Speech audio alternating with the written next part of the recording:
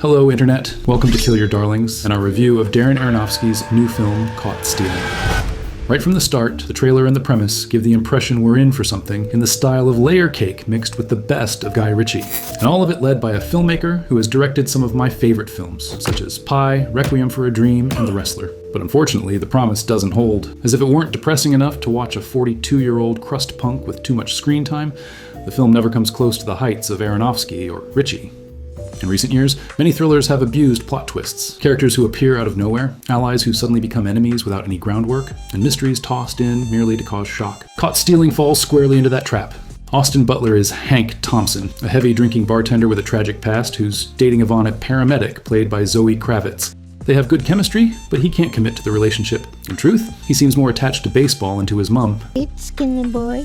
One day, his neighbor Russ, a 42-year-old crust punk, well, I don't know how old the character is meant to be, but the actor Matt Smith is 42, asks Hank to look after his cat while he travels to London to visit his father, who has just suffered a stroke. I like cats. I like dogs. Soon after, two Russian mobsters show up looking for Russ, and in trying to protect him, Hank gets a proper beating, proof perhaps that being decent doesn't pay. At least not in the world of this film, and maybe not in the real one either. From that point on, Hank is dragged into an underworld of debts, violence, and pursuit. And here's one of the main problems. Rather than building tension organically, the script leans on constant surprises, as if every 15 minutes everything has to be turned upside down. The result is a film that can amuse at times, but demands such a ludicrous suspension of disbelief that it's hard to take seriously.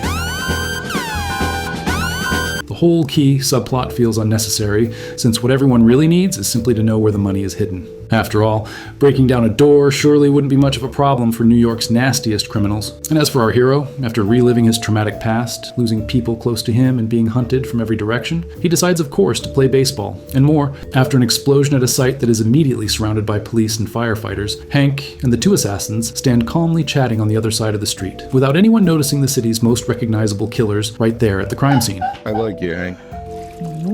Still, the film does have its moments. The visuals are impeccable. Aronofsky recreates a grimy, chaotic, late 80s New York bursting with neon, filth, and personality. The cinematography and the soundtrack hold much of the interest once the narrative starts to slip. The problem is that when you look at the story itself, the result is frustration. It leaves the impression of a film that could have been much better, with fewer twists, less forced dialogue, and frankly more mature writing. As Lipa and Schmully would say, sad world, broken world. And that was our review on the movie Caught Stealing. If you enjoyed it, disagreed, or just feel like hitting the creators of this channel with a baseball bat, leave your comment below. Don't forget to like, subscribe, and help our channel grow. Until next time, and remember, never get too attached to your favorite middle-aged crust punk neighbor.